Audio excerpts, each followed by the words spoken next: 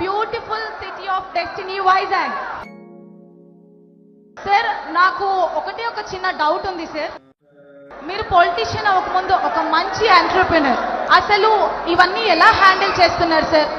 And నేను కూడా ఒక ఎంటర్‌ప్రెన్యూర్ని, యూత్ ని ఎంటర్‌ప్రెన్యూర్ గా ముందుకు తీసుకెళ్ళడానికి ఒక మంచి సజెషన్ ఏమైనా చెప్తారనుకుంటున్నాను సార్.